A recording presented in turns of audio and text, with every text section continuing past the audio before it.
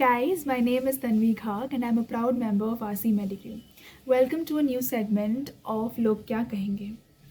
Do you know that the ozone layer is depleting year by year, and in the year 2020, the ozone hole covered an area of about 24.8 kilometers square in the Antarctic region. So let's hit the streets and know more about the aggravating issue of ozone layer depletion.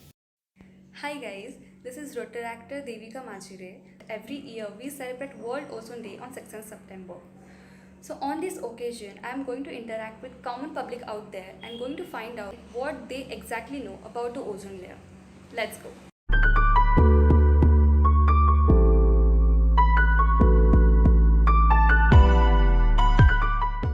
Hi. Hi. So are you aware of World Ozone Day? Yes. It is on 16th September. Wow, it's nice you know. आपको world ozone day के बारे में कुछ पता है? नहीं पता। सुना है that 16 सितंबर को एवरी ईयर हाँ. इसको सेलिब्रेट करते हैं.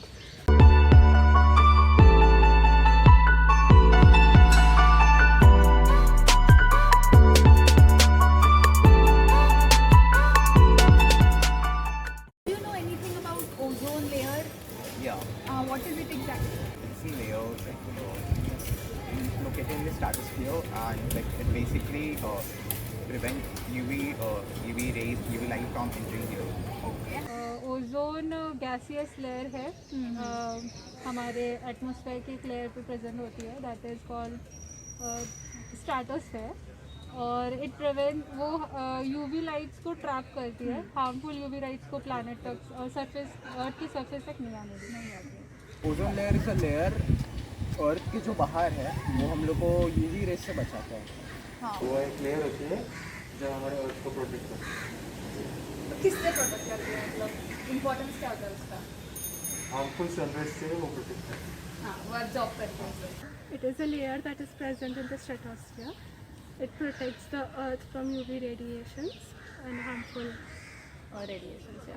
ओजोन लेयर अर्थ के ऊपर कवरिंग है जो सन की अल्ट्रावायलेट रे से प्रोटेक्शन है. हाँ, they are present in stratosphere. Yeah. So what is its importance? It absorbs UV rays. Ozone layer is the layer that protects us from the UV rays coming from sun. Ozone layer करके आपने कभी सुना है ऐसे कुछ होता है? नहीं.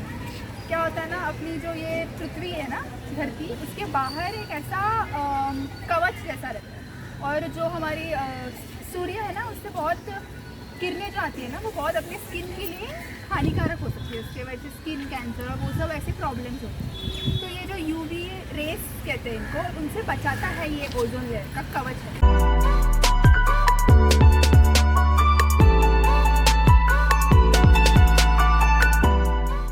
ओजोन होल क्या है? ओजोन होल उसमें जो हार्मफुल मतलब पोल्यूशन की वजह से जो होता है तो ओजोन लेयर थोड़ा वीक हो जाता है, तो सन के यूवी रेज मतलब अर्थ के ग्राउंड तक आते हैं, तो उसकी वजह से जो होल होता है वो ओजोन होल. जो साउथ पोल है ना, उसके ऊपर एक ओजोन होल है जो सितंबर में चालू होता है और ईयर एंड के आसपास तक रहता है ozone hole. It is a hole that is caused because of depletion of the ozone somewhere near in Antarctica. Yeah. Ozone hole is in depletion of the ozone layer, which is caused due to like greenhouse effect. Ozone hole basically एक reason है like which can be seen on Antarctica, जहाँ पे like वहाँ पे ozone का depletion दिख रहा है. वो तो नहीं सुना, पर वो शायद एंटार्क्टिका हाँ, एंटार्क्टिका से दिखता है बराबर. और ओजोन डिप्लीशन क्या होता है? ओजोन लेयर का कम होना. Reduction of ozone layer. Ozone layer depletion. Yeah. And from where it is seen? Any idea? Antarctica. Yeah, it's correct. Ozone layer deplete हो गया तो what are the harmful effects that can happen? Obviously वो harmful ray अंदर आएंगे और बहुत सारे diseases, skin cancer और बहुत कुछ हो सकता है. Okay. Skin cancer, cataract. When the UV rays penetrate the ozone layer, it can really affect our skin in terms of it can also cause skin cancers. Serious harmful effect. या health effects क्या होते हैं पता है depletion के? Skin cancer ही पता है। Skin cancer, skin allergies होते हैं और बॉडी में बहुत हीट हो जाता है तो रैशेज वगैरह, बॉयल्स वगैरह। Skin and I diseases. आपको पता है हमारे इधर जो पॉल्यूशन हो रहा है ना गाड़ियों में, उसकी वजह से ये ओजोन लेयर में अभी एक होल आ रहा है, एक छोटा सा। तो उसकी वजह से स्किन कैंसर, फिर जैसे लाल स्किन होना, ये सब प्रॉब्लम्स हम फेस करते हैं। What do you think are the major ozone depleting substances? CFC is coming out from refrigerators and air conditioners. Global warming, then because of carbon emission, chlorofluorocarbons that are emitted, that causes the Pollution, CFC, this all, ऐसी। Ozone depleting substances जैसे कि हम लोग CPCs बोल सकते हैं, जो refrigerator, CFCs, okay, हाँ हाँ। CFC सॉरी, हाँ हाँ। रेफ्रिजरेटर्स और ACs में निकलते हैं जो गैसेस, उसकी वजह से हो रहा है। फिर पोल्यूशन से हो रहा है। ये दोनों चीज़ें बहुत मेन है। एयर पोल्यूशन और दूसरा जो गाड़ियों से हार्मफुल धुआं निकलता है उसकी।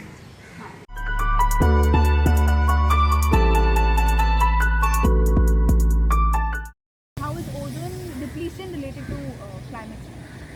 इट इज़ रिलेटेड बिकॉज जैसे कि ओजोन डिप्लीट हो रहा है, UV रेज जो है बहुत ज़्यादा बढ़ गए हाँ, और उससे क्या हो रहा है, टेम्परेचर राइज हो रहा है, हाँ। जिससे इनडायरेक्टली ग्लोबल वार्मिंग हो रहा है। ओके, हाँ, ग्लेशियर्स हो गया। ग्लेशियर्स पिघल रहे हैं, इससे स्किन कैंसर भी होता है, स्किन टैन भी होता है और बहुत कुछ होता है। इससे ओजोन डिप्लीशन की वजह से क्लाइमेट चेंज होता है, जिससे कि स्नो मेल्ट होता है और उसकी वजह से अर्थ पे फ्लड्स वगैरह होता है। उत्तराखंड में आया था, राइट।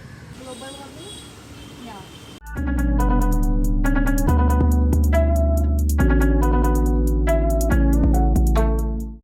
ओजोन होल जो है वो रिकवर हो सकता है। साइंटिस्ट तो काफ़ी इसके पीछे काम कर ही रहे हैं और अभी नासा ने लॉकडाउन के वक्त एक पिक्चर रिलीज की थी जिसमें ऐसा दिख रहा था कि ओजोन लेयर की जो साइज़ है वो कम हो रही है। वो ऐसा इसलिए क्योंकि उस वक्त पोल्यूशन काफ़ी कम हो गया था, बिकॉज वर्ल्ड वाइड लॉकडाउन था ऑलमोस्ट, तो काफ़ी सब लोग अपने अपने घरों में थे, तो काफ़ी सारी चीज़ें ऐसी नेचुरल प्रोसेस में देखने को मिली हैं जिनसे कि पता चला कि पोल्यूशन कम हुआ। एकदम जब ये कंप्लीट लॉकडाउन था तभी कोई कार्स नहीं थे तो पोल्यूशन ज़्यादा नहीं हो रहा था, इंडस्ट्रीज़ वगैरह सब बंद थे, तो उसकी वजह से थोड़ा थोड़ा ओजोन लेयर स्टार्टिंग हिट तो हुई, तो इट्स पॉसिबल। हाँ, जैसे अभी कोविड का टाइम था तो उसमें जैसे एक साल, कम से कम एक साल लॉकडाउन था, तो उससे कैसा अभी इंडस्ट्रीज़ बंद है, गाड़ी नहीं चल रहे, तो उससे ओजोन हील हुआ है, उतना नहीं हुआ है जैसे कि अब वापस चालू हो गया सब, तो हील हुआ है बट सो मतलब बेसिकली हमको ह्यूमन एक्टिविटीज़ थोड़े कम करने चाहिए पोल्यूशन वाले। हाँ।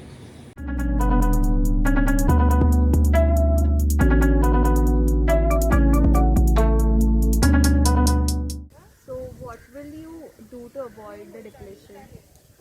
Reduce carbon, CO2 and CFC should be reduced. Use of reduce the pollution, use public transport. Reduce pollution, reduce use of AC and plant more trees. Private transport use करना कम करो और public transport ज़्यादा use करो, air pollution कम करो।